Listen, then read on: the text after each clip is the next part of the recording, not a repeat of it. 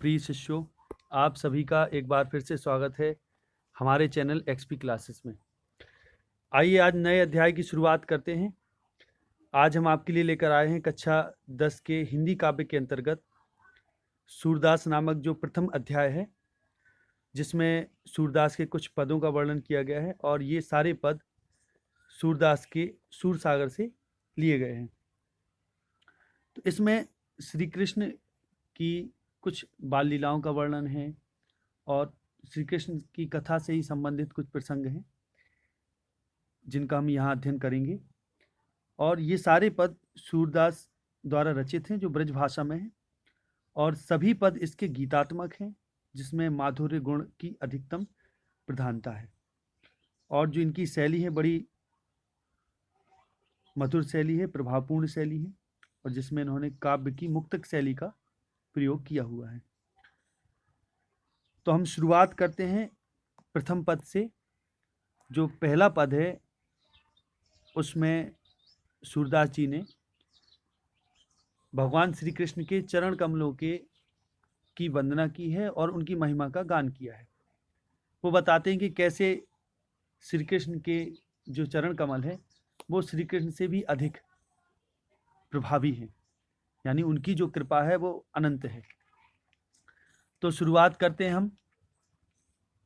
सूरदास जी कहते हैं, चरण कमल बंदौ हरिराई, जाकी कृपा पंगु गिरि लंघे, अंधे को सब कुछ दर्शाई। बहिरो सुने गूंग पुनि बोले, रंक चले सिर छत्र धराई। सूरदास स्वामी करुणामय, बार बार बंदौ ते ही पाई।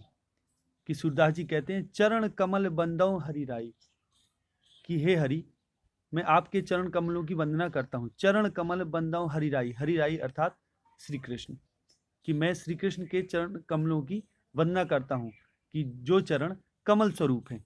जाकी कृपा, कि जिनकी कृपा से पंगु गिरि लंघे, पंगु अर्थात लंगड़ा, गिरि अर्थात पर्वत, कि जो लंगड़ा भी होता है वो पर्वत को लांघ जाता है। अंधे को सब कुछ दर्शाई, कि जिन श्री चरणों की कृपा से अंधा भी सब कुछ दरस करने लगता है अर्थात देखने लगता है। बहिरो सुने, बहरे को सब कुछ सुनाई देने लगता है। गूंग पुनि बोले, और गूंगा फिर से बोलने लगता है। रंक चले सिर छत्र धराई, रंक अर्थात भिखारी भी सिर में छत्र धरा के चलने लगता है अर्थात वो भी राजा हो जाता है। सूरदास स्वामी करुणामय, कि सूरदास जी कहते हैं कि हे मेरे करुणामय स्वामी, कि बार बार बंदों ते ही पाई, कि मैं ऐसे करुणामय स्वामी के बार बार यानी बारंबार चरण कमलों की वंदना करता हूँ। बंदों ते ही पाई, ते ही माने उस, कि ऐसे ऐसे चरण कमलों की मैं बार बार वंदना करता हूँ। तो इस प्रकार से इस पद में सूरदास जी ने श्री कृष्ण के चरण कमलों की वंदना का गान किया है, उनकी महिमा का प्रतिपादन किया। तो देखते हैं इसमें काव्यात्मक सौंदर्य जो है वो क्या है।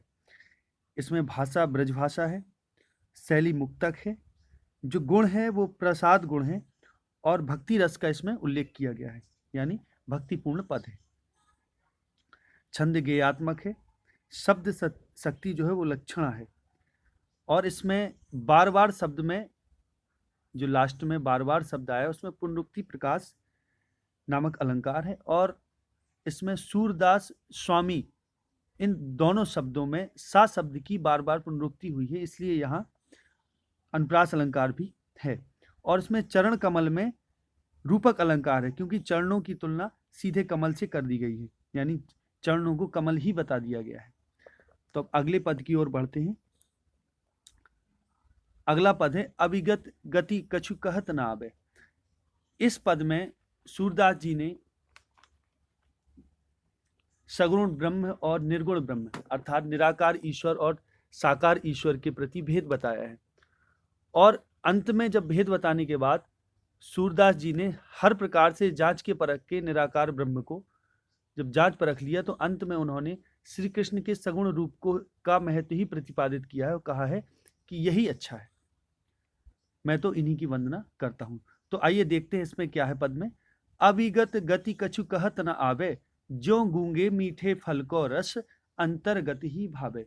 कि अविगत गति, अविगत अर्थात जो अज्ञात है और जो निराकार है, गति अर्थात अवस्था, कछु कहत न आवे, कि उस सूरदास जी कहते हैं कि उस निराकार ब्रह्म उस निराकार ईश्वर की जो अवस्था है उसके बारे में कुछ कहा नहीं जा सकता। ठीक वैसे ही नहीं कहा जा सकता जैसे जो गूंगे मीठे फल को रस, जैसे गूंगे व्यक्ति को मीठा फल खिला दिया जाए, उसका जो रस है, जो आनंद है, अंतर्गत ही भाव है। अंतर्गत अर्थात अंतर, यानी हृदय में ही वो उसका भाव पता चलता है, उसका स्वाद पता चलता है, उसको मुंह से कह नहीं सकते। वैसे ही निराकार ब्रह्म की गति को भी कोई जानने वाला नहीं है। अभिगत गति कछु कहत न आवे, जो गूंगे मीठे फल को रस अंतर्गत ही भावे। कि जिस प्रकार से मीठा फल अगर गूंगे को खिला दिया जाए तो उसको भी उसका कुछ वो कह नहीं सकता उसके स्वाद को, ठीक उसी प्रकार से निराकार ब्रह्म का आनंद है कि उसका भी जो रस है उसको कह नहीं सकती। परम स्वाद सबहि सु निरंतर, अमित तोष उपजावे, मन बानी को अगम अगोचर, सो जाने जो पावे। कि सूरदास जी आगे कहते हैं परम स्वाद, की जो उसका आनंद है, उसकी प्राप्ति का जो आनंद है, परम स्वाद, उसका स्वाद यानी आनंद परम है।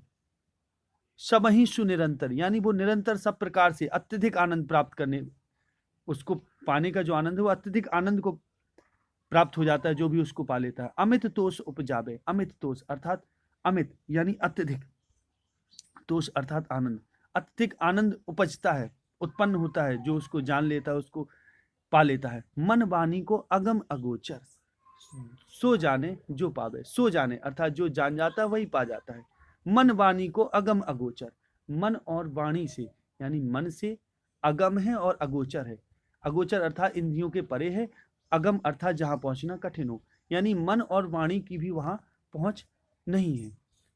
लेकिन जो उसको जान जाता है, सो जाने जो पावे, जो उसको पा लेता है वही उसको जान भी लेता है। तो इस प्रकार से सूरदास जी कहते हैं कि परम स्वाद सब ही सुनिरंतर, अमित तोष उपजावे। कि उस यद्यपि निर्गुण ब्रह्मा की जो प्राप्ति से निरंतर अत्यधिक आनंद प्राप्त होता है और उपासक को उससे असीम संतोष भी प्राप्त होता है।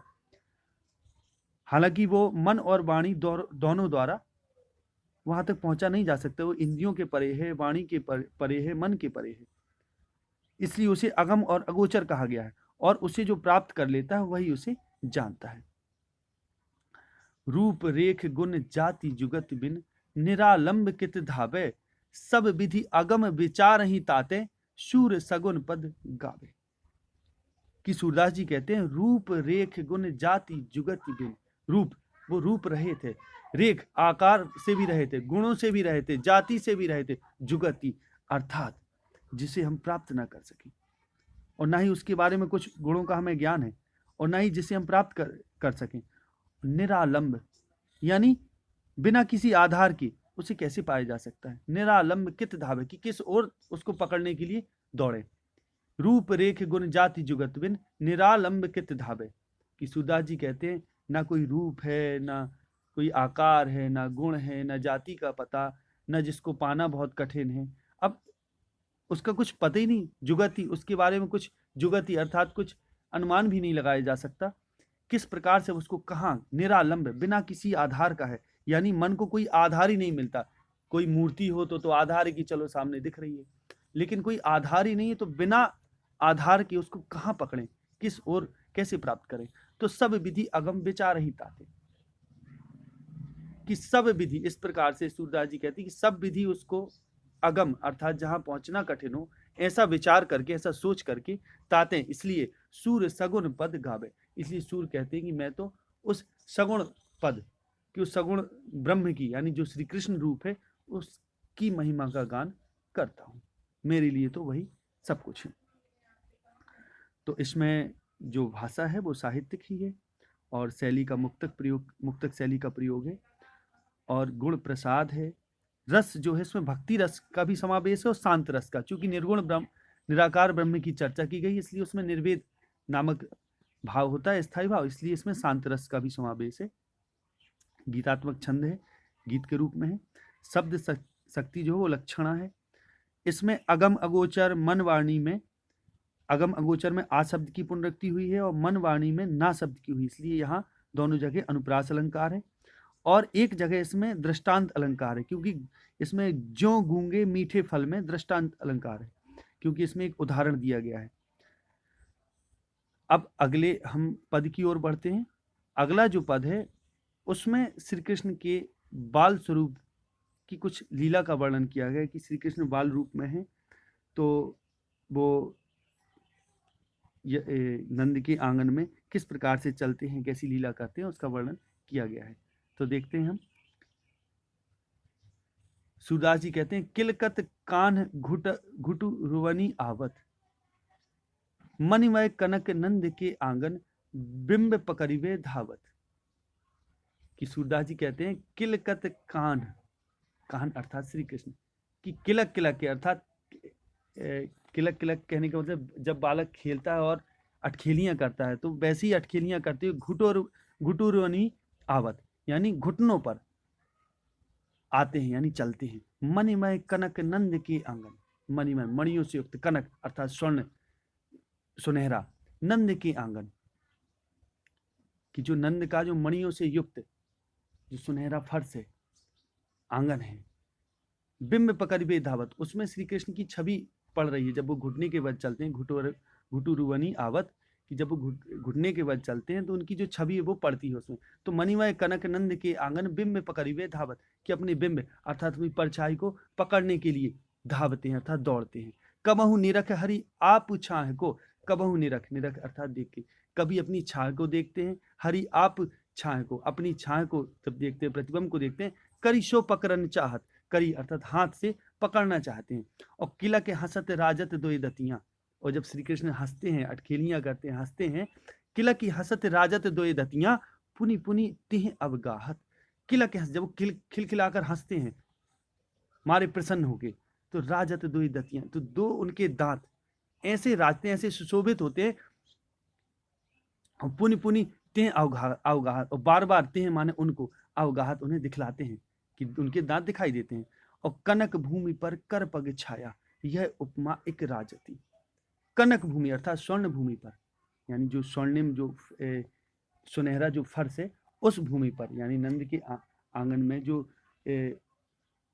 पृथ्वी रूपी सोने का जो फर्श है, उसमें उनकी उपमा अर्थात उनकी शोभा ऐसे राजती है, ऐसे सुशोभित होती है, ऐसे दिखते हैं उसमें, ऐसे प्रतीत होता है कि करी करी प्रतिपद प्रतिमणि वसुधा, प्रतिपद यानी प्रत्येक पर, प्रतिमणि प्रत्येक मणि पर, वसुधा अर्थात धरती, कमल बैठकी साजती, कमल बैठकी अर्थात कमल की बैठकी अर्थात आसन को सजाती है। और ऐसे लगता है कि जैसे श्री कृष्ण के हाथ पैरों की छाया है, वो उस पृथ्वी रूपी सोने के फर्श पर ऐसे लग रही है जैसे प्रत्येक मणि में उनके बैठने के लिए पृथ्वी ने कमल का आसन सजा दिया हो। प्रतिपद प्रत्येक पद, प्रतिमणि प्रत्येक मणि, वसुधा यानी धरती, कमल बैठ की साजती माने कमल की बैठ की अर्थात आसन को सजा दिया हो, बिछा दिया हो। अर्थात दूसरे शब्दों में ये कह सकते हैं कि ऐसे लगता है जैसे प्रत्येक मणि पर उनके कमल जैसे जब हाथ पैरों का प्रतिबिंब पड़ता है, तो ऐसा प्रतीत हो जाए जैसे पृथ्वी पर कमल के फूलों का आसन बिछ रहा हो। बाल दशा सुख निरखी जसोदा, पुनि पुनि नंद बुलावती। बाल दशा सुख यानी श्री कृष्ण की जो बाल दशा, जो बाल स्वरूप की जो अवस्था है, उससे जो सुख उत्पन्न हो रहा है, उसको निरख के, यानी श्री कृष्ण के बाल लीलाओं को देखकर निरखी जसोदा पुनि पुनि नंद बुलावती, की बार बार नंद बाबा को बुलाती हैं। और अचरा तरले ढांकी, अचरा तर अर्थात नीचे, अचरा अर्थात आंचल, आंचल के नीचे ढांक लेती हैं उनको, और सूर्य के प्रभु को दूध पिलाती, और सूरदास के प्रभु श्री कृष्ण को दूध पिलाती हैं, पियावती अर्थात पिवाती हैं। तो इसमें भाषा का प्रयोग ब्रज भाषा है, शैली मुक्तक है, गुण प्रसाद और माधुर्य है, और रस वात्सल्य रस है, क्योंकि इधर माता के वात्सल्य रूपी प्रेम को व्यक्त किया गया है। छंद गीतात्मक है, यशोदा माता की इसमें वात्सल्य का प्रगटीकरण है, इसलिए यहाँ वात्सल्य रस है। और छंद गीतात्मक है, शब्द शक्ति लक्षणा है। यहाँ किलकत कान में आपका अनुप्रास है, प्रतिपद प्रतिमणि में भी अनुप्रास है, क्योंकि किलकत कान में का शब्द की पुनरुक्ति हुई है, और प्रतिपद प्रतिमणि में पा और ताक की पुनरुक्ति हुई है, इसलिए यहाँ अनुप्रास अलंकार है। और पुनि पुनि और करी करी शब्द में, इन दो शब्दों में पुनरुक्ति प्रकाश अलंकार है। और कनक भूमि में, आपका कनक भूमि में यहाँ स्वर्ण रूपी फर्श है, उसमें आपका उपमा अलंकार का प्रयोग किया गया है। क्योंकि वहां तुलना की गई है। अब आगे हम देखते हैं अगला पद। अगला पद है मैं अपनी सब गाय चरही हूं।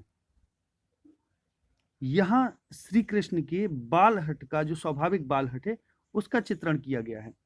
सूरदास जी ने बताया कि कैसे श्री कृष्ण अपनी माँ से हट करते हैं कि वे भी गायों को चराने जाएंगे।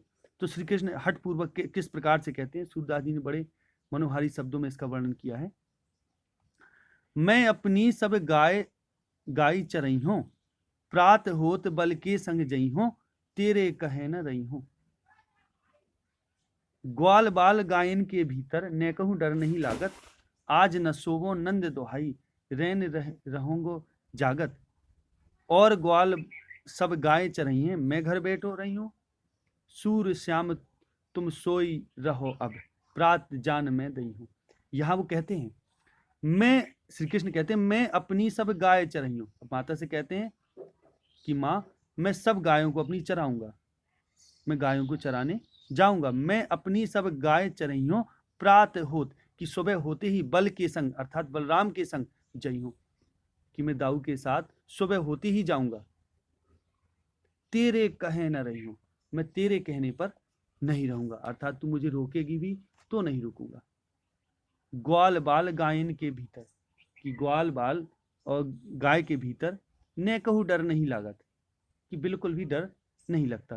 अब भीतर कहने का अर्थ है जब ग्वाल बाल और गायें सब इकट्ठी हुई तो उनके आसपास बिल्कुल न कहूं अर्थात बिल्कुल भी डर नहीं लगता। आज न सोवो नंद दोहाई, और कहते हैं कि आज न सोवो, कि आज मैं सोऊंगा नहीं, नंद दोहाई, कि मुझे नंद बाबा की शपथ लेकर कहता हूं कि मैं आज नहीं सोऊंगा। रैन रहूंगो जागत, कि रैन अर्थात रात भर जागूंगा, रैन अर्थात रात, कि रात भर मैं जागता रहूंगा, आज सोऊंगा नहीं। क्योंकि वो कहते हैं कि सुबह तो मुझे गाय चराने जाना है तो मैं सोऊंगा नहीं बिल्कुल भी। और ग्वाल सब गाय चरही हैं, मैं घर बैठो रही हूँ। और यहाँ पूछते हैं, कहते हैं और ग्वाल सब गाय चरे, सारे ग्वाल बाल तो गाय चराएं और मैं घर बैठो रही हूँ, और मैं घर में कैसे बैठा रहूं। सूर श्याम तुम सोई रहो अब, कहते हैं कि सूर श्याम, माता कहती है कि सूर श्याम तुम सोई रहो अब, कि हे श्याम अब तुम सो जाओ। प्रात जान मैं दई हूं, कि प्रातः काल जब जैसे ही सुबह होगी तो मैं तुम्हें जाने के लिए अनुमति दे दूंगी, तुम चले जाना। तो इस प्रकार से इस पद में श्री कृष्ण की के स्वाभाविक बालहट का चित्रण किया गया है। तो इसमें जो भाषा है वो आपकी ब्रज भाषा का प्रयोग है, और शैली मुक्तक है, गुण इसमें माधुर्य है, क्योंकि माधुरी है एक, रस जो है वात्सल्य रस है, क्योंकि बालहट है तो जाहिर सी बात माता पुत्र के बीच में जो प्रेम होता है वो वात्सल्य का प्रेम होता है, तो वात्सल्य रस है। छंद गे पद है, और इसमें रैन रहेंगो, ग्वाल बाल, शूर श्याम, इन शब्दों में बार बार रा शब्द ला और सा वर्ण की बार बार पुनरावृत्ति हुई है, इसलिए यहाँ अनुप्रास अलंकार है। अब अगला पद आते हैं, अगला 5वां पद है अपना। इस पद में चूंकि श्री कृष्ण गाय चराने जाते हैं, तो जब गाय चरा के लौट के आते हैं तो माँ से शिकायत करते हैं, कहते हैं कि ये सारे ग्वाल बाल मुझसे ही सारा काम करवाते हैं, उधर मुझसे ही गायों को चरवाते हैं, खुद बैठे रहते हैं। तो यहाँ वो अब माँ से शिकायत कर रहे हैं कि कैसे वो ग्वाल बाल उनसे ही सारा काम करवाते हैं। तो देखते हैं इसमें कैसे सुंदर शब्दों में सूरदास जी ने वर्णन इसका किया है, बड़ी सुंदर लीला है। मैया हो न चरहियों गाय, हो मतलब होता है मैं, कि कहते हैं कि माँ मैं गाय नहीं चराऊंगा। यहाँ यशोदा मैया से कहते हैं, यशोमती मैया से कहते हैं मैया हो न चरहियों गाय, कि मैं गाय नहीं चराऊंगा। सिगरे गाल घिरावत मूसों, मेरे पाए पिराए, कि कहते सिगरे गाल समस्त ग्वाल बाल, घिरावत मूसों समस्त गायों को कहते हैं कि जाओ तुम घेर के लाओ इनको, घिरावत मूसों मेरे पाए पिराए, और कहते हैं कि इससे मेरे पैर दर्द करने लगते हैं। पाए अर्थात पैर, पिराए अर्थात दर्द करने लगते हैं। कहते हैं कि इससे मेरे पैर दर्द करने लगते हैं। जो न पतिहाई पूछे बल दावई, कहती है जो न पतिहाई, कि अगर आपको विश्वास ना हो, आप पतिहाई अर्थात विश्वास होना, पूछी बल दावई, कि आपको अगर विश्वास ना हो तो आप बलराम से पूछ लें, दाऊ से पूछ लें, अपनी सौंह दिवाएं, अपनी सौगंध देकर दाऊ से आप पूछ सकती, सौंह अर्थात सौगंध, कि आप अपनी कसम देकर दाऊ से पूछ सकती हैं। यह सुनी माई जसोदा ग्वाले ने गारी देते रिसाए, रिसाए अर्थात क्रोध दिखाना, कि यह सुनकर माँ यशोदा समस्त ग्वाल वालों को गाली देती हैं, गाली देती हुई क्रोध दिखाती हैं, प्रदर्शित करती हैं क्रोध, और कहती है मैं पठौती अपने लड़का को आबे मन बहराए, कि मैं तो अपनी लड़का अर्थात लड़का को इसलिए पठाती हूँ, भेजती हूँ कि वो ताकि अपना कुछ मन बहला के आ जाए। सूर श्याम मेरो अति बालक, और कहती है कि सूर श्याम मेरो अति बालक, कि जो मेरा बालक तो बड़ा छोटा है, अति अर्थात अति कहने का मतलब बहुत छोटा है और अभी उस लायक नहीं है कि इतना उससे परिश्रम कराया जाए, कि मेरो अति बालक मारता ही रिगाए, कि जिसको ये लोग रिगा रिगा के अर्थात चला चला कर मारना चाहते हैं। तो इस प्रकार से बड़े सुंदर शब्दों में सूरदास जी ने वर्णन किया है कि कैसे श्री कृष्ण माँ से शिकायत करते हैं और माँ उनको कैसे समझाती हैं और माँ कैसे क्रोध दिखाती है। तो एक बार फिर से देखते हैं, मैया हो न चरहियों गाय, कि माँ से कहते हैं कि माँ मैं गाय नहीं चराऊंगा, सिगरे ग्वाल घिरावत मोसो, कि समस्त ग्वाल बाल मुझसे ही घिरवाते हैं, पूरी गायों को मुझसे ही कहते हैं कि तुम ही जाके इनको वहां से हाँक लाओ, और कहते हैं कि तुम ही आके जाके देखो, तो सारा काम उन्हीं से करवाया जाता है। मेरे पाए पिराए, और कहते हैं कि जिससे मेरे पैर दर्द करने लगते हैं। जो न पतिहाई पूछी बलदाऊ, और कहते हैं कि जो न पतिहाई, अगर आपको विश्वास ना हो तो पूछी बलदाऊ ही, कि बलदाऊ से पूछ लो आप, अपनी सौंह दिवाए, अपनी सौगंध दिलाकर पूछ लो आप उनसे। यह सुनी माई जसोदा ग्वालिनी गारी देते रिसाए। अब इतना जब माँ सुनती हैं तो ग्वालिन अर्थात समस्त ग्वाल वालों को गाली देती हैं, क्रोध दिखाकर, रिसाए अर्थात क्रोध क्रोध प्रदर्शित करते हुए, और कहती है मैं पठौती अपने लड़का को आबे मन बहराए, और कहती है मैं अपने लड़के को इसलिए भेजती हूँ गाय चराने कि वो अब उसका थोड़ा मन बहल जाए, बहराए अर्थात बहल जाए, वो मन बहलाकर आ जाएगा वापस। सूर श्याम मेरो अति बालक मारता ही रिंगाए, और कहती है मेरा तो इतना छोटा सा बालक है, इसको ये रिंगाए अर्थात चला चला कर इसको बिल्कुल मारना ही चाहते हैं, ताही अर्थात उसको। तो अब देखते हैं इसमें कौन कौन सा क्या काव्यात्मक इसका सौंदर्य है। तो इसमें भाषा जो है वो आपकी ब्रज भाषा ही है, शैली मुक्तक का प्रयोग किया गया है, गुण माधुर्य है, वात्सल्य रस है, क्योंकि माँ और पुत्र के बीच की बात है इसलिए वात्सल्य भाव है इसमें, और रस है, छंद गेय पद है, और शब्द शक्ति अभिधा है। इसमें मोशो, मेरे, पाए पिराए, ग्वालिन गारी आदि शब्दों में यहाँ अनुप्रास अलंकार का प्रयोग किया गया है, क्योंकि यहाँ कई शब्दों की बार बार पुनरुक्ति यानी बार बार ये शब्द आए हैं। अब अगला पद देखते हैं, सखीरी मुरली लीजे चोरी। अब इस पद में जो गोपियां हैं, गोपियों के आपस में गोपियां चर्चा कर रही हैं, आपस में एक दूसरे कह रही हैं कि जो मुरली है श्री कृष्ण की मुरली, उसने श्री कृष्ण को अपने बस में कर रखा है। तो यहाँ बड़े सुंदर शब्दों में सूरदास ने जो गोपियों की मुरली के प्रति जो ईर्ष्या है उसका वर्णन किया है। तो बताती हैं कि कैसे मुरली ने श्री कृष्ण को अपने बस में करके रखा है। तो देखते हैं क्या है इसमें। तो गोपियां कहती हैं सखीरी मुरली लीजे चोरी, कि एक गोपी दूसरी अन्य गोपियों से कहती है कि हे सखियों इस मुरली को चुरा लो। मुरली लीजे चोरी जिन गोपाल कीन्ह अपने बस प्रीति सबन की तोरी, कि जिसने गोपाल कीन्ह अपने बस, जिसने गोपाल को श्री कृष्ण को अपने बस में कर लिया हो, प्रीति सबन की तोरी, और सबके प्रेम को इसने तोड़ दिया है। यानी इसने इतना श्री कृष्ण को अपने आप में मग्न कर दिया है कि ये सबके प्रेम को भूल गए, यानी इसने हमारी प्रेम को तोड़ दिया है। छिन एक घर भीतर निशिवासर कबहु न धरत कबहु न छोरी, और कहती है छिन एक घर भीतर, की एक क्षण भी, छिन अर्थात क्षण, एक क्षण भी घर भीतर, चाहे वो घर में हो, घर भीतर चाहे वो घर के भीतर हो, निशिवासर, और निशी चाहे रात में हो चाहे वासर दिन में हो, धरत न कबहु छोरी, कि कभी तो उसको छोड़ के यानी अपने से अलग हटा के नहीं रखते, यानी हमेशा अपने पास रखते। एक क्षण भी, चाहे घर के भीतर बाहर कहीं भी हो, दिन रात कभी भी हो, हमेशा अपने पास ही उसको रखते हैं, उसको कभी भी छोड़ के एक तरफ नहीं रखते। कबहू कर कबहू अधरनी, कटी कबहू खोसत जोरी।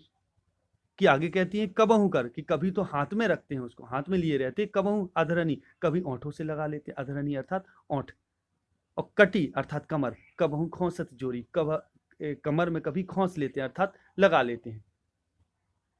ना जानो कछु मेली मोहिनी, कि पता नहीं, ना जानो कि पता नहीं चल रहा कौन सा, कछु मेली मोहिनी, कि कुछ कोई ना कोई आकर्षण मिल गया है अर्थात व्याप गया है, कि कुछ ना कुछ ऐसा जादू उसने डाल दिया है, जादू व्याप्त कर दिया है, व्याप्त कर दिया है, कि राखे अंग अंग भोरी, अंग अंग भोरी, कि सारे एक एक श्री कृष्ण के एक अंग को अपने बस में रखा है, और श्री कृष्ण अपने आप को ही भूल गए।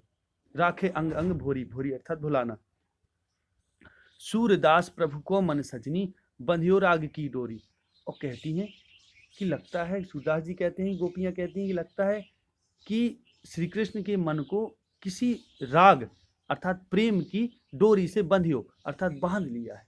कि कहती है प्रभु को मन सजनी, बंधियो राग की डोरी। सूरदास प्रभु को मन सजनी, बंधियो राग की डोरी, कि किसी राग की डोरी अर्थात प्रेम की डोरी से बांध के रखा है।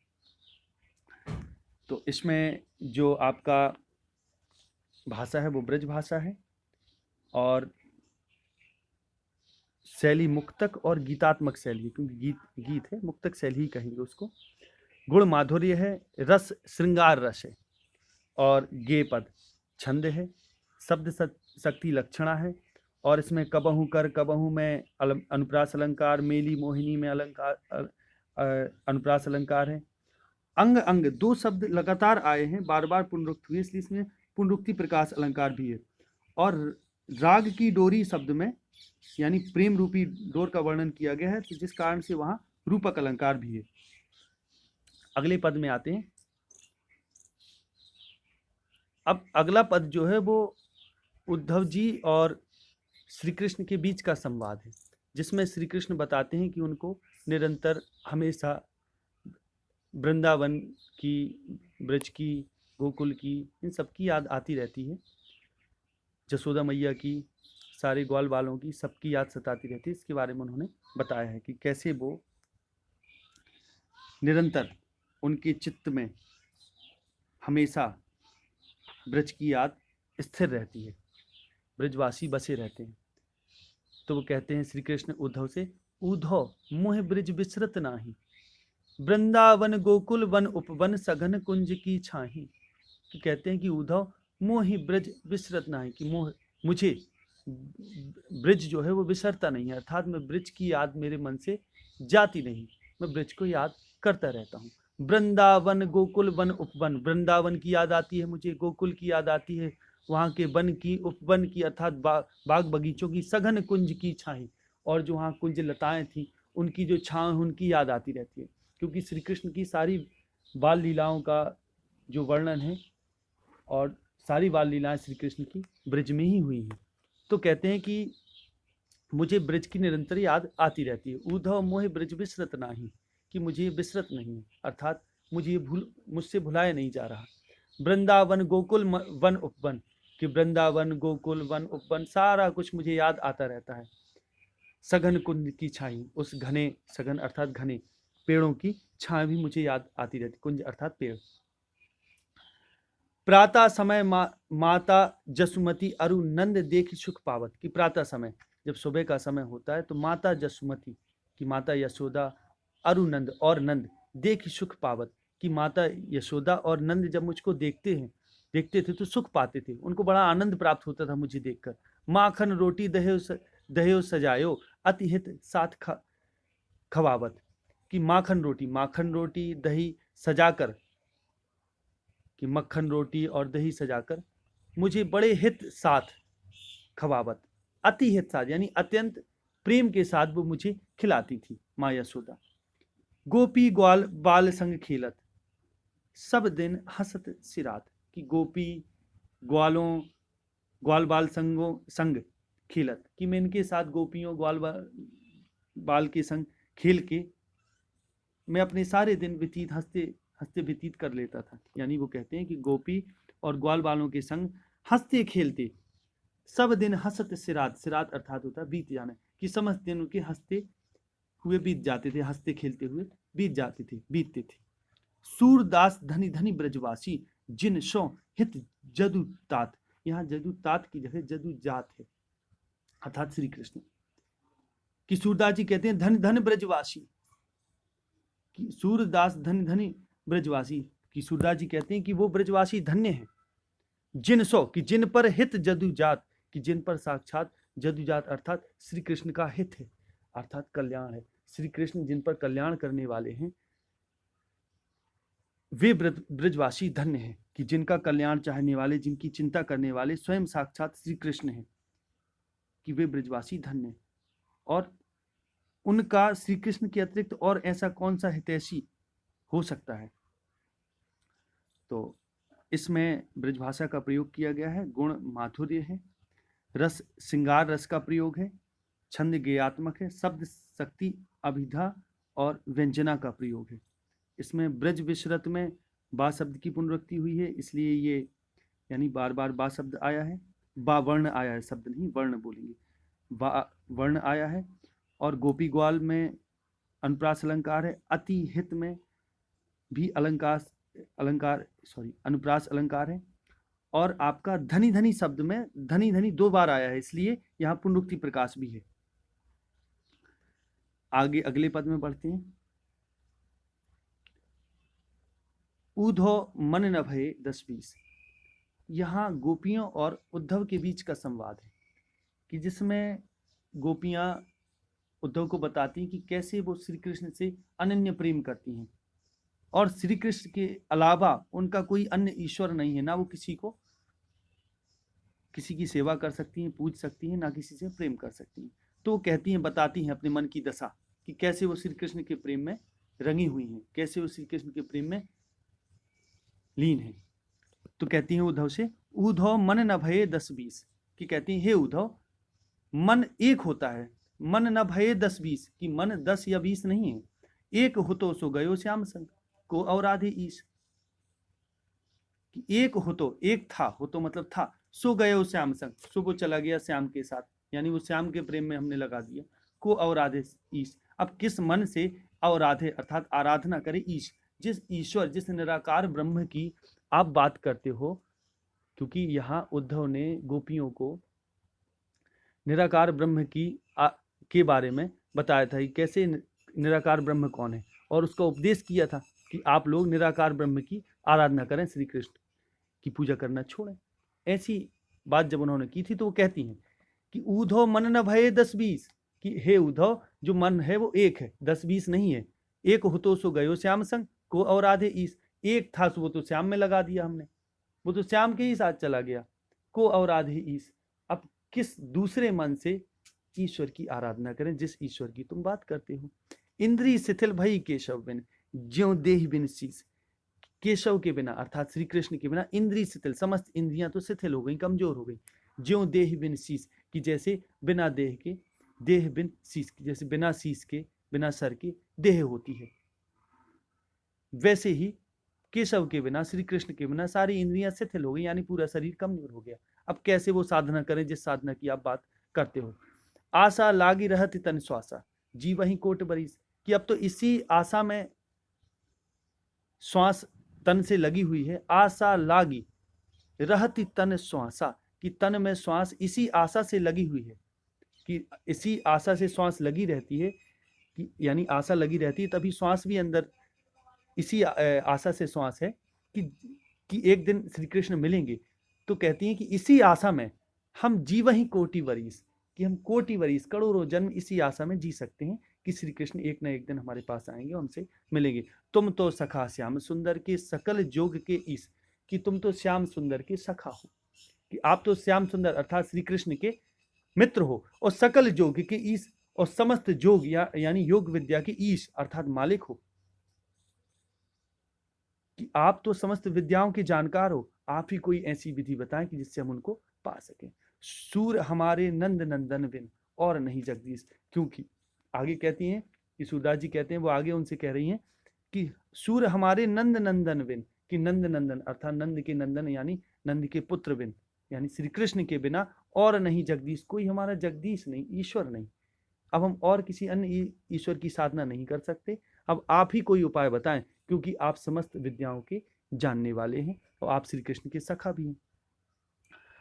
तो इस प्रकार से यह 8वां पद समाप्त होता है। तो इसमें भी ब्रज भाषा का ही प्रयोग है और मुक्तक शैली है, गुण जो है वो माधुर्य है। इसमें वियोग श्रृंगार रस है, हालांकि वियोग वाला श्रृंगार है, यानी वियोग श्रृंगार रस में जो वियोग होता है वो वाला प्रकार है इसमें, यानी श्रृंगार वियोग रस है ये कहेंगे। और छंद जो है वो गेय पद है। शब्द शक्ति व्यंजना है। इसमें 10-20 में सा शब्द की, सा वर्ण की आवृत्ति हुई, इसलिए यहाँ अनुप्रास अलंकार है। श्याम संग में भी अनुप्रास है, नंद नंदन में भी अनुप्रास है। और इसमें ज्यों देह बिन शीश में उपमा अलंकार है, क्योंकि बिना सिर के प्राणी के रूप में मानवीय वेदना का वर्णन किया गया है, इसलिए यहाँ वो है। और यहाँ इसी जगह ज्यों देह बिन शीश में इसमें श्लेष अलंकार भी है, क्योंकि ज्यों वाचक जो शब्द है उसका प्रयोग किया गया है, इसलिए यहाँ श्लेष अलंकार भी है। और श्लेष नहीं कहेंगे, यहाँ रूपक अलंकार है, क्षमा चाहूंगा मैं। इधर ज्यों देह बिन शीश में रूपक अलंकार भी है और इसमें उपमा अलंकार भी है।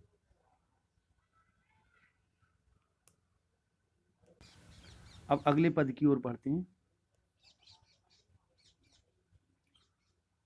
अगला पद है ऊधो जाहु तुम्हें हम जाने, श्याम तुम्हें यहाँ को नहीं पठयो, तुम हो बीच भुलाने। अब इसमें गोपियों और उद्धव के बीच का फिर से पुनः संवाद है, जिसमें गोपियां कहती हैं, हे उद्धव, हम तुम्हारे निर्गुण ब्रह्म को नहीं मानेंगे। यानी जो उपदेश किया था उद्धव ने गोपियों से निर्गुण ब्रह्म के बारे में, उसको कहती हैं कि हम उसको नहीं मानेंगे, यानी हम तुम्हारी जो साधना पद्धति है उसको हम बिल्कुल भी नहीं मानेंगे। हम तो श्री कृष्ण के प्रेमी हैं, भक्त हैं, और हम तो उनके प्रेम में रंग चुके, तो इसलिए हम भक्त ही ठीक हैं। अब देखते हैं किस प्रकार से यहाँ उनके बीच जो वार्ता हुई है, बात हुई है, उसका वर्णन करते हैं। ऊधो जाहु तुम्हें हम जाने, श्याम तुम्हें यहाँ को नहीं पठयो, तुम हो बीच भुलाने। कि कहते ऊधो जाहु कि तुम जाओ, तुम्हें हम जाने, हम तो तुम्हें जान गए, समझ गए तुम्हारे बारे में। कि श्याम तुम्हें यहाँ को नहीं पठयो, कि श्याम ने तुम्हें अर्थात तुम्हें यहाँ नहीं भेजा है, पठयो माने भेजा है। तुम हो बीच भुलाने, तुम तो मार्ग में रास्ता भूल गए तो यहाँ आ गए, तुम्हें श्याम ने, श्री कृष्ण ने तुम्हें यहाँ नहीं भेजा है। और ब्रज नारन सो जोग कहत हो, बात कहत न ल जाने। कि ब्रज नारियों से सो यानी उनके संग तुम उनको जोग अर्थात योग का उपदेश कह रहे हो, उपदेश कहते हो, यानी योग का उपदेश दे रहे हो, योग करने का। बात कहत न ल जाने, तुम्हें ये बात कहते हुए लाज नहीं आती, लज्जा नहीं आती। बड़े लोग न विवेक तुम्हारे, ऐसे भय अयाने। कि तुम तो बड़े ज्ञानी हो और विवेक तो तुम्हारे पास है ही नहीं है। बड़े लोग न विवेक तुम्हारे, कि तुम तो बड़े ज्ञानी बनते हो, न विवेक तुम्हारे, विवेक अर्थात बुद्धि, बुद्धि तो तुम्हारे पास है ही नहीं। ऐसे भय अयाने, तुम ऐसे अज्ञानियों की बात करते हो, अयाने अर्थात अज्ञानी, कि ऐसे अज्ञानियों की बात करते हो, हमसे योग की बात करते हो। हम सो कही लई हम सही सही कह, जी गुनी लियो अयाने। कहाँ अबला कहाँ दशा दिगंबर, मस्ट करो पहचाने। और कहती हैं कि हम सो कही लई, कि हमसे तो तुमने कह लिया, हम सही के और हम सह गए। जिए गुण, जी अर्थात हृदय में, गुण अर्थात रख लेना, लियो अयानी सयानी, कि तुम बुद्धिमत्ता पूर्ण सुन लो। कहती हैं कि जिए गुण लियो सयाने, अर्थात कहती तुम बड़े ज्ञानी बनते हो, अपने दिमाग में रख लो, हृदय में ये बात रख लो कि तुमने हमसे तो बात कह दी, अब किसी अन्य से ना कहना, हम तो सह गए। हम सो कही कही लई हम सह गए, जिए गुण लियो सयाने, कि तुम बड़े ज्ञानी हो, सयाने हो, तुम अपने हृदय में इस बात को रख लो कि तुमने हमसे कह दिया, लेकिन अन्य किसी गोपी से ना कहना। कहाँ अबला कहाँ दशा दिगंबर, कहाँ अबला नारियां और कहाँ दशा दिगंबर, कहाँ वो योग की दिगंबर अवस्था, यानी दिगंबर अर्थात नग्न अवस्था। मस्ट करो पहचाने, कि दिगंबर का अर्थ होता है वस्त्रहीन, यानी जिसमें दिगंबर अर्थात जिसका दिशाएं ही जिसका अंबर हो, यानी वस्त्र हो, कि कहाँ वो योग की दिगंबर दशा हो, कहाँ हम अबला नारियां। मस्ट करो पहचाने, चुप करो, मस्ट करो अर्थात चुप करो पहचाने, हम जान गए, तुम चुप करो, तुम हमसे इस बात का उपदेश ना करो। साच कहो तुमको अपनी सो, बूझती बात निदानी, कि कहती है साच कहो तुमको अपनी सो, कि हम तुम्हें अपनी सौगंध देकर कहती है साच कहो, सच सच बताओ। बूझती बात निदाने, की निदाने अर्थात अंत में हम तुमसे ये बात पूछती कि सच सच बताओ। सूर श्याम जब तुम्हें पठायो, तब ने कहूँ मुस्काने। सूर श्याम, कि क्या सूरदास जी कहते हैं, गोपियां कह रही हैं कि सूर श्याम जब तुम्हें पठायो, कि जब तुम्हें श्याम ने पठाया है, भेजा है था, तब ने कहूँ मुस्काने, क्या मैं ने कहूँ तब बिल्कुल भी थोड़ा भी मुस्कुराने थे क्या? अगर वो थोड़ा भी मुस्काए थे तो इसका मतलब उन्होंने हास्य के लिए तुम्हें यहाँ भेज दिया, तुम्हारे साथ हंसी ठिठोली करने के लिए। तो इसमें ब्रजभाषा का प्रयोग किया गया है और शैली मुक्तक है, गुण माधुर्य है, छंद जो है वो गे पद है, रस श्रृंगार का वियोग रूप है, और यहाँ शब्द शक्ति व्यंजना का प्रयोग किया गया है। श्याम तुम्हीं बात कहत बूझती बात, और ने कहूँ मुस्काने शब्दों में श्याम तुम्हीं में माँ शब्द की आवृत्ति, माँ वर्ण की आवृत्ति हुई, और बात कहत में ताकी, और बूझती बात में बाकी, और ने कहूँ मुस्काने में काकी आवृत्ति हुई है, इसलिए यहाँ अनुप्रास अलंकार है। अब अगला पद देखते हैं हम। अगला पद है निर्गुण कौन देश को वासी। यहाँ फिर से गोपियों और उद्धव के बीच का प्रसंग है, जिसमें सूरदास जी ने गोपियों के माध्यम से निर्गुण ब्रह्म की जो उपासना है उसका खंडन किया है, और सगुण ब्रह्म यानी कृष्ण की भक्ति का महिमा मंडन किया है। तो वो पूछती हैं उद्धव से, गोपियां कहती हैं निर्गुण कौन देश को वासी, पूछती हैं कि जो निर्गुण ब्रह्म है, तुम्हारा निराकार ईश्वर है, वो किस देश में का वासी है, कहाँ वो रहता है। मधुकर कहीं समझाए सौहदे, मधुकर अर्थात भंवरा, यहाँ भंवरा के माध्यम से यानी भंवरा की अन्योक्ति से उद्धव को संबोधित किया है, यानी मधुकर अर्थात उद्धव। मधुकर, यही मधुकर वैसे तो भौरा होता, लेकिन उद्धव का मतलब है था मधुकर कहीं समझाए सौहदे, कि हम तुम्हें अपनी शपथ देकर कहते हैं। बूझती साँच न हासी, बूझती यानी बूझते हैं, कहते हैं साँच, सच कहती है, ना हासी, हंसी मजाक नहीं कर रहे। कहती हैं, पूछती हैं गोपियां, कहती हैं निर्गुण कौन देश को वासी, की जो निर्गुण ब्रह्म है वो किस देश का वासी है, कहाँ रहता है। मधुकर कहीं समझाए सोए दे, कि हम तुम्हें सोए अर्थात शपथ देकर कहती हैं, सौगंध दिलाकर कहती हैं कि सच सच बताओ। बूझती साँच, सच सच पूछती हैं, ना हंसी मजाक नहीं तुम्हारे साथ कर रही, सच सच बताओ वो कहाँ रहता है। को है जनक कौन है जननी, कौन नारी को दासी, कि उसका कौन है जनक यानी उसका पिता कौन है, जननी कौन है जनी, माता कौन है नारी, उसकी पत्नी कौन है, नारी अर्थात पत्नी, को दासी कौन उसकी दासी है। कैसो वरण यानी को दासी अर्थात प्रेमिका या उसकी सेविका है। कैसो वरण उसका वर्ण, उसका रंग कैसा है। वेश है कैसो, उसका वेश कैसा है। किह रस में अभिलाषी, उसको किस रस में उसकी इच्छा है, अभिलाषा है, लालसा है। पावे गो पुनि कियो आपनो, पुनि अर्थात फल, पावे गो तुम्हें अपने किए का फल मिलेगा। जो रे करेगो गांसी, गांसी अर्थात छल, कि जो तू हमारे साथ छल करेगा और सच सच नहीं बताएगा तो अपने किए का फल पाएगा। पावे गो पुनि कियो आपनो, कि अपने किए का फल पाएगा। जो रे करेगो गांसी, अगर तू हमारे साथ छल करेगा तो अपने किए का फल पाएगा। सच सच बता निर्गुण ब्रह्म के बारे में, जो हमने तुझसे पूछा है कि वो किस देश का निवासी है, माता कौन है, उसका कौन जनक है, कौन जननी है यानी कौन पिता है, कौन माता है, कौन नारी है, कौन दासी है, कैसा उसका वर्ण है, रूप है यानी रंग है, कैसा वेश है, और किस रस में उसकी इच्छा है, अभिलाषा है, लालसा है। तुम सच सच बताओ, अन्यथा तुम अपना किया भोगोगे, जो तुम करोगे वही भोगोगे। सुनत मौन हुए रहे हो बाबरो, सुनत मौन हुए, कि सूरदास जी कहते हैं कि जैसे ही गोपियों से इतनी फटकार सुनी तो मौन हो गया, वो होए माने हो गया, रहे हो बाबरो बाबरो अर्थात पागल, वो पागल मौन हो गया। और सूर सवय मति नासी, और सूरदास जी कहती कि समस्त प्रकार की मति यानी विवेक उसका नष्ट हो गया, यानी वो कुछ उत्तर नहीं दे पाया। तो इस प्रकार से गोपियां उद्धव जी को शांत कर देती हैं। तो इस पद में ब्रजभाषा का पद है, ये शैली मुक्तक है, गुण माधुर्य है, रस वियोग श्रृंगार है और हास्य रस भी है, क्योंकि इसमें मजाक भी उड़ाया गया है इसलिए हास्य रस भी है इसमें। छंद गेय पद है, शब्द शक्ति व्यंजना है, और समझाए सौ है। इन दोनों शब्दों में अनुप्रास अलंकार है, क्योंकि यहाँ 7 शब्द की आवृत्ति हुई है। कैसो केह में भी अनुप्रास है, पावेगो पुनिगो में, पुनि में भी अनुप्रास है, सुनत मौन में भी अनुप्रास है। और इसमें मधुकर शब्द जो उद्धव के लिए प्रयोग किया गया है उसमें अन्योक्ति अलंकार है। अब अगला पद आते हैं, अगला ये अंतिम पद है। इसमें संदेशो देवकी सो कहियो, कि इसमें माता यशोदा एक पथिक के हाथ संदेशा भिजवाती हैं देवकी को, और उसमें माता यशोदा बताती हैं और श्री कृष्ण के प्रति अपनी चिंता व्यक्त करती हैं। और माता यशोदा देवकी मैया से बताती हैं कि कैसे क्या क्या उनकी आदतें हैं, कैसा श्री कृष्ण को क्या क्या पसंद है, तो उन सब के बारे में इसमें वर्णन करती हैं। तो माँ यशोदा कहती हैं पथिक से, संदेशो देवकी सो कहियो, कहती हैं कि ये जो संदेशा है मेरा संदेशा तुम देवकी सो, देवकी के प्रति कह देना।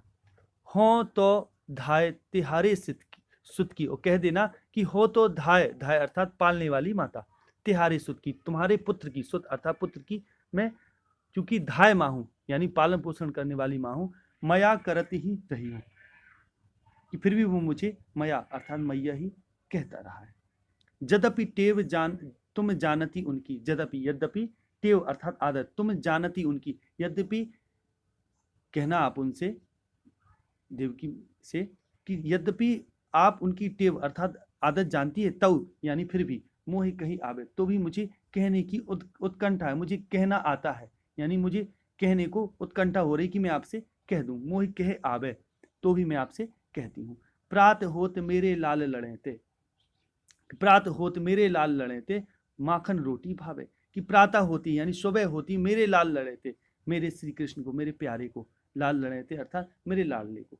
माखन रोटी भावे अर्थात, भावे अर्थात रुचि होना, कि उन्हें माखन रोटी बहुत पसंद है। तेल उपटन अरु तातो जल, ताहि देखी भजी जाते, कि तेल उपटन अरु अर्थात और, तातो जल यानी गर्म जल, इनको देखकर, ताही यानी इनको, देख ही भज जाते, इनको देख के वो भाग जाते हैं, कि अगर वो इनको नहलाने के लिए तेल उपटन और गर्म जल लाया जाए तो इसको देख के वो भाग जाते हैं। ताही देख ही भजी जाते, और जोई जोई मांगत सोई सोई देती, कि कहती है माँ यशोदा, कहती जो जो वो मांगते हैं सोई सोई वही वही मैं उनको देती हूँ, क्रम क्रम करके नहाती, और धीरे धीरे करके उनको नहलाती हूँ, यानी वो धीरे धीरे करके वो नहाते हैं। इस प्रकार से जो जो मांगते हैं, जब भी वो तेल उपटन और जल देखते हैं तो, गर्म जल देखते हैं तो भाग जाते हैं, फिर उनको जो जो मांगते हैं वही वही देती हूँ मैं, और इस प्रकार से धीरे धीरे वो नहाते हैं। सूर पथिक सुन मोहि रैन दिन, बढ़ियो रहत और सोच, मेरो अलग लड़े तो मोहन, होए करत संकोच, कि उस पथिक से, सूरदास जी कहते हैं कि उस पथिक से माँ कहती हैं, यशोदा मैया कहती है, हे पथिक सुनो, सूर पथिक सुन मोहि रैन दिन, कहती है, हे पथिक सुनो, रैन दिन, रैन अर्थात रात, कि दिन रात मुझे एक सोच बढ़े और रहत और सोच, मेरे हृदय में निरंतर सोच बढ़ता रहता है, चिंता बढ़ती रहती है, और अर्थात हृदय, मेरे हृदय में बढ़े और रहत और सोच, कि मेरे हृदय में सोच बढ़ता रहती है, चिंता बढ़ती रहती, मेरो अलग लड़े तो मोहन, कि मेरो अलग लड़े तो अर्थात लाड़ला, अलग अर्थात वैसे तो अलग का मतलब होता है लटे, बाल, लड़े तो यानी मेरे बालों से खेलने वाला, अलग लड़े तो का यहाँ अर्थ है लाड़ला, मेरो अलग लड़े तो मोहन, कि जब बालक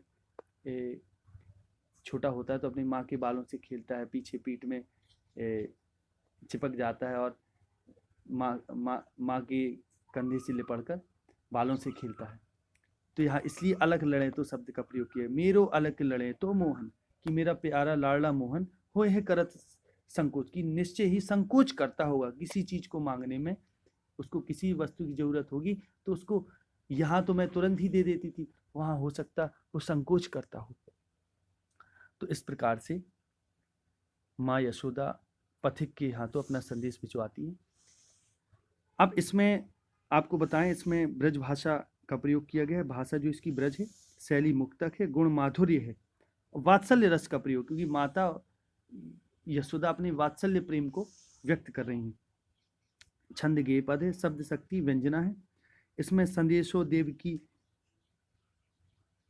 में दा शब्द की, दा वर्ण की पुनरुक्ति हुई है, इसलिए इसमें अनुप्रास है। मोह कहे में भी अनुप्रास है, लाल लड़ेते में भी अनुप्रास है। और यहाँ जोई जोई और सोई सोई शब्द में जोई और सोई बार बार आए हैं, और क्रम क्रम में भी यहाँ इन 3 जगह पर ये पुनरुक्ति प्रकाश अलंकार भी है। तो इस प्रकार से यह वीडियो अपना समाप्त होता है। यह सूरदास के जो पद नामक अध्याय है, जो सूर सागर से लिया गया है, यहाँ ये समाप्त होता है। आशा है आपको ये वीडियो हमारा बहुत पसंद आया होगा, तो इसको लाइक ज़रूर करें, साथ में इसको अधिक से अधिक शेयर करें, ताकि अन्य स्टूडेंट भी, अन्य विद्यार्थी भी इसका लाभ उठा सकें। और आप अधिक से अधिक अच्छे अच्छे कमेंट करें, ताकि और जो कमियां हो वे भी बताएं, ताकि और अधिक हम उसमें सुधार भी कर सकें। और जो आपके जो कमेंट होते हैं वो हमें बहुत ज़्यादा प्रेरित करते हैं, ताकि हम आपके लिए और मेहनत करें और कंटिन्यू होके निरंतर वीडियो और बनाते रहें। तो इसी बात के साथ मैं अपनी बात को समाप्त करूँगा। आगे अगले वीडियो में आपसे फिर मुलाकात होगी। तब तक के लिए नमस्कार। जय हिंद, जय भारत, वंदे मातरम।